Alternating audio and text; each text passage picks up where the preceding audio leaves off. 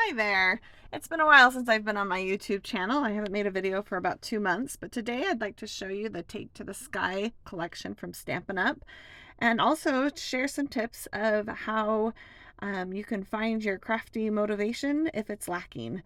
Like I said, it's been about 2 months since I posted a video, and there's a lot of reasons I haven't posted a video. But today I hope to share some ways to kind of get out of that crafty rut. And so here's the collection in the catalog. It's on page 37 of the new annual catalog from Stampin' Up! And as you can see, there is an adorable stamp set, some dies, and then there's a pack of 12 papers. And then we also have the industrial trinkets, which can act like as little brads. My first advice of how to get out of a crafty rut is to use some new supplies. That can either be brand new or just new to you. Sometimes, you have things in your crafty stash that you haven't ever used. But the reason I was drawn to this product in particular is because I saw a lot of use out of it for air shows and airplane museums and airports and travel in general. But when I taught school, I actually taught at a school where our mascot was, we were the Flyers. There was a local airport that was close to the elementary school, and so that was our mascot. And so when I saw this, I was like, oh, I need that. I need to document some of those pictures from when I taught at this particular school. And so that's what I have today. I had actually just moved home, and so I got first day of school pictures from my mom. And so that's what I'll be using today to do a one-page layout. So in the paper pack, there are 12 papers, and they are double-sided, and so I have them flipped over every other one. But I just wanted to highlight a few of my favorite. I love this cloud paper. And then this one here, it has the world map with all the different routes with the little airplanes. I think that will be a really fun one for travel. I like that they include this page. It's, it has pocket page or pocket cards as well as some tags. You can use them, of course, in pocket pages, but you can also use them on traditional pages, or I've seen some really cute cards made with them. This is the pattern that I'm going to be using today, and as you can see, I gutted this out so I could save the middle portion for another layout. I left an inch of the navy blue crisscross paper, and that will give me some room to have adhesive and then leave a 1/2 inch border all the way around. And so I'm going to go ahead and cut off an inch of the white daisy paper here and then turn it and cut off another inch. I am going to go ahead and use the sapphire ink. And I'm going to go around my edges just to give it some greater definition. The Stampin' Up! Color that actually coordinates with this product is Night of Navy, but I don't have all of the inks yet. Actually, I have very few, but I have lots of close to my heart inks, and so I found Sapphire was actually a really good match for this particular collection. So I'm going to go ahead and bring my two pictures in. I think I want the one of me facing forward to kind of be more my focal picture. And then I have some mats already cut out of sapphire paper. Eventually, I think I will probably do a companion page where I do a lot of journaling about like how I got this job and just some of my reflections about this year of teaching. And how it was a new adventure. And so here I'm showing that Harbor would also work. Like I said, I've been using Sapphire, but I did find that Harbor looked pretty good with it too. But I did like the Sapphire, it's just a little brighter. And then Boho Blue is the other Stampin' Up! Color that coordinates. It's the lighter blue. And I don't actually have any of that either, but I did find that Mist worked pretty well. And I am going to go ahead and use the lighter side of Mist. And so what I'm going to do is I'm going to go ahead and make some horizontal paper strips that have clouds on them. Like I said, I really like the cloud paper, but I have some other plans. Here I'm like, here's the cloud paper. It's so pretty. Like I said, I do have some other plans for this paper, and so I'm going to go ahead and turn to the stamping set and make a strip on my own. So here's the stamp set. It's called Adventurous Sky. I did get the dies to go along with it, and there's some cute sentiments for cards and such, but I am going to just use the clouds and the airplanes. And so this is my first experience with the red rubber cling stamps. I did find that they were pretty easy to use.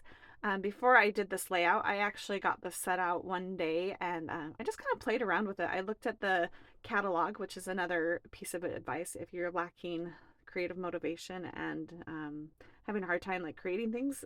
Look at the catalog because there's always really good ideas. And so I looked in the catalog actually and kind of tried to like mimic some of the things that they had done with the cards, and it just really got me like playing with the product. And I really didn't have an end product in mind. I was just creating to create. And I think sometimes we always have like an end product, like, oh, I want to finish this album or do this page.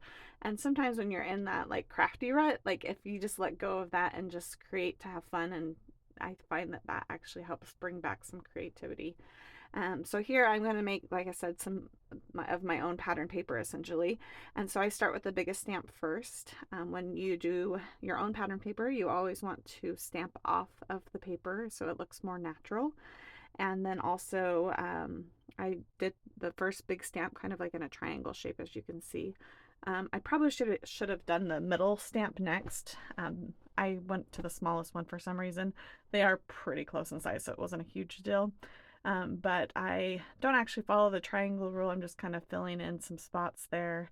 And then I get the last stamp out, and this is sped up quite a bit. But one thing I did find with the red rubber, you always have to watch kind of the edges of your stamping block for ink.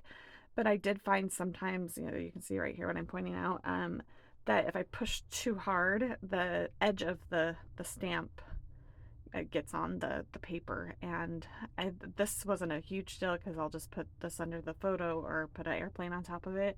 But it did actually happen more than once. And so I don't find that problem actually with like the other, like the photo polymer stamps. I think that's what they're called.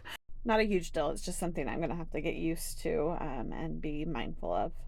While I have my Versamat out, I decided to go ahead and stamp my airplanes next. There are 3 different sizes of airplanes, and as you can see, I'm using my intense black because I want to use my alcohol markers to color these in.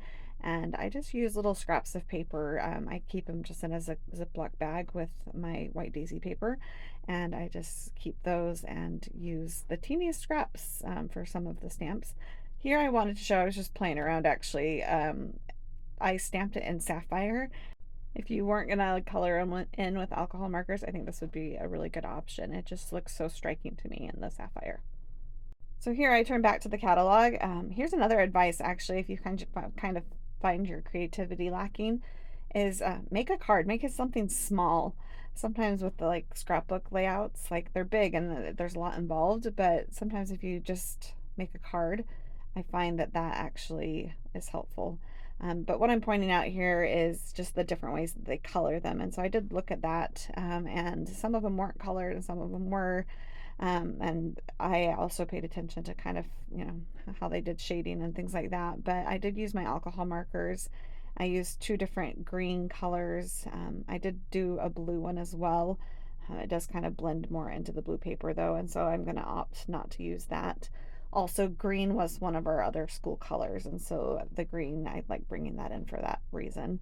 And so here I'm placing the cloud paper behind my picture, and I right away noticed that I, of course, want to cut this. I'm actually not even going to take it all the way to the edge of the white. I'm going to cut it off. I think that will be a good look. And so they end up being about 9 by 2.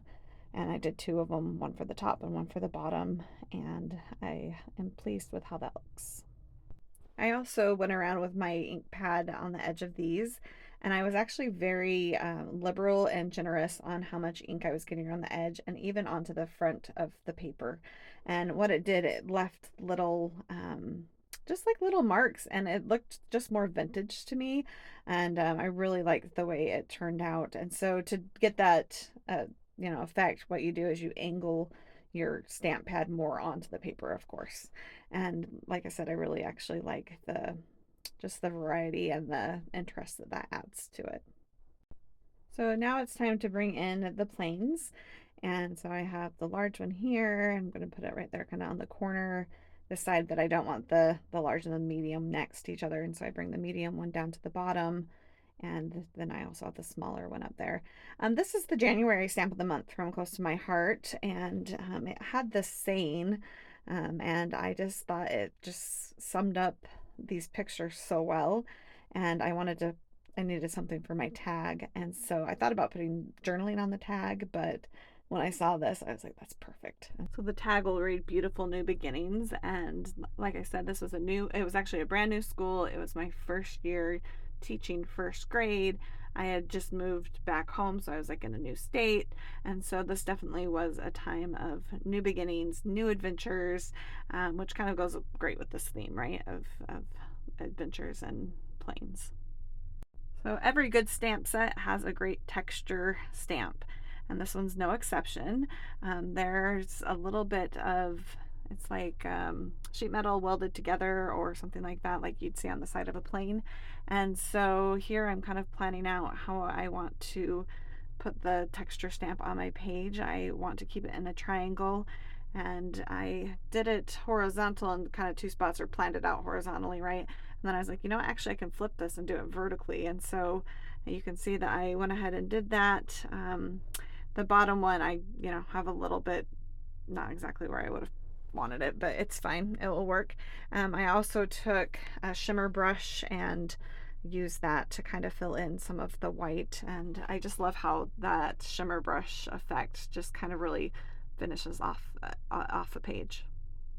So here I decided, would it look better if I added something else to these strips of paper? And so I had actually already cut off some paper from another project, and so this is really cute plain paper, and so I stick it in there, and I don't actually feel like it adds to the page. And so then I get some green, which, like I said, I did all the planes in green, so it kind of works. And this is the other school color, and so I thought, oh, maybe. And so I put that there at the bottom and decide I don't really want to probably highlight that picture, but maybe just this one at the top. So I go ahead and get some mats cut out, and you'll have to tell me what you think as you watch this. Should I have left the green on, or should I have taken it off? I just spoiled it. I do take it off, but what would you have done? Do you like the green, or would you have left it off? While I play around with this too, I just wanted to throw out some more advice, with getting out of crafty ruts. I find another way when I'm not feeling very motivated or crafty is if I craft with friends. Their creativity, and there's like a synergy, right? Like that is very helpful. And so another piece of advice would be to craft with friends. And I know sometimes people find it hard to find people like locally that craft, but there's also the internet. There's so many groups like on Facebook and great communities of crafters that can really spark some creativity. Another thing sometimes I do when I'm not feeling the crafty vibe is I like to look at my old albums and just pull them out and flip through them. And a lot of times that will give me some creative energy, just because it kind of reminds me of why I do it. And then I just love like the product and looking at all the pages and memories that I've preserved. And so to finish this tag off, going back to my page, I got some gray twine and looped it through there. And I pulled a little too hard, so I'm kind of trying to put the paper back so it doesn't look so ripped. But put that there. I really like the way the tag ended up looking. And also from the January stamp of the month, there was this cute little banner called Adventures. With the dies, there actually is a little like rope thing that I could have connected the banner to like one of the planes. But I just felt that the scale wasn't quite right on that one, so I just kind of left it there floating. But I hope you've enjoyed this process and some of the tips of getting out of a creative rut. Feel free to share what you do when you are in a creative rut. How do you fix that? Leave it there in the comments. I would love for you to subscribe if you haven't already. It's fun to have a crafty community, and thanks for joining me today. Bye-bye.